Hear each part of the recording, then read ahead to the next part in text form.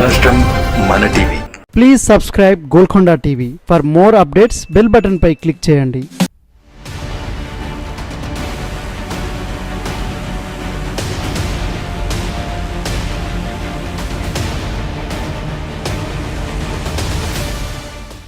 ఒకళ్ళు పొత్తు అంటారు, ఇంకొకరు లేదు లేదు మా దారి మాదే అంటారు. ఇలా ప్రారంభం నుంచి అదే మాట. సమావేశాలలో వేదిక పంచుకుంటారు.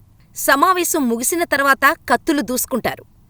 ఇప్పుడు ఈ ఉపోద్ఘాతం మొత్తం ఎందుకయ్యా అంటే, పార్లమెంటు ఎన్నికల ముంగిట కాంగ్రెస్తో సహా పలు ప్రతిపక్ష పార్టీలు ఏర్పాటు చేసిన ఇండియా కూటమిలో ఇదంతా జరుగుతున్న తతంగం కాబట్టి. తాజాగా మమతా బెనర్జీ చేసిన వ్యాఖ్యలు కూటమిలో అస్పష్ట స్నేహాన్ని వెల్లడించగా, కాంగ్రెస్ నాయకులు చేసిన విమర్శలు అందులో ఉన్న అతుకుల బొంతను బయటపెట్టాయి. ఇదే సమయంలో ప్రధానమంత్రి నరేంద్ర మోడీకి ఆయాచిత బలాన్ని చేకూర్చాయి. పశ్చిమ బెంగాల్ ముఖ్యమంత్రి మమతా బెనర్జీ హల్దియాలో ఓ ఎన్నికల ర్యాలీలో పాల్గొన్నారు. ఈ సందర్భంగా ఆమె మాట్లాడారు. భారతీయ జనతా పార్టీ నిధులతో కాంగ్రెస్, సిపిఐ ఎన్నికల్లో పోటీ చేస్తున్నాయి.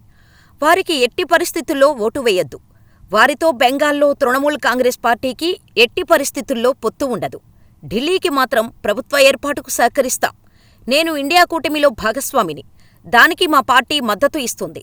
ఇందులో ఎటువంటి అపార్థం లేదని మమతా బెనర్జీ వివరించారు. మమతా బెనర్జీ ఈ వ్యాఖ్యలు చేయడమే ఆలస్యం. కాంగ్రెస్ పార్టీ నేత అధీర్ రంజన్ మండిపడ్డారు. ఆమె కూటమి నుంచి వెళ్లిపోయారు. ఆమెపై మాకు నమ్మకం లేదు. ఆమె కూడా బీజేపీ వైపు వెళ్లొచ్చు. కాంగ్రెస్ పార్టీని సర్వనాశనం చేయాలని చూశారు. మా పార్టీకి 41 నుంచి సీట్లు రావని ఆమె మాట్లాడారు. ఇప్పుడేమో కాంగ్రెస్ పార్టీ కూటమి అధికారంలోకి వస్తుందని చెప్పారు. గతంలో ఇదే ర్యాలీతో మమతా బెనర్జీ పాల్గొన్నారు.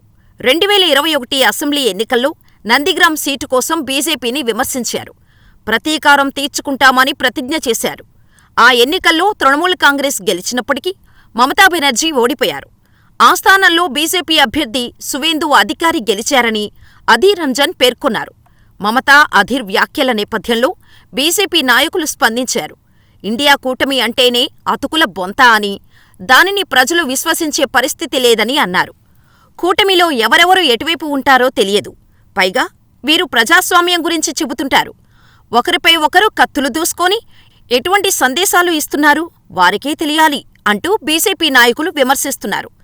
మరో 3 దశల్లో పోలింగ్ ఉన్న నేపథ్యంలో ఇండియా కూటమిలో ఇంకెన్ని లుకలుకలు బయటపడతాయో వేచి చూడాల్సి ఉందని రాజకీయ విశ్లేషకులు అంటున్నారు. మరోవైపు మమతా చేసిన వ్యాఖ్యల నేపథ్యంలో ప్రధానమంత్రి నరేంద్ర మోడీ విపక్షాలను ఉద్దేశించి విమర్శలు చేశారు. ఇండియా కూటమి ఎలా ఉంటుందో మమతా మాటల ద్వారా తెలిసిపోతుందని చురకలు అంటించారు.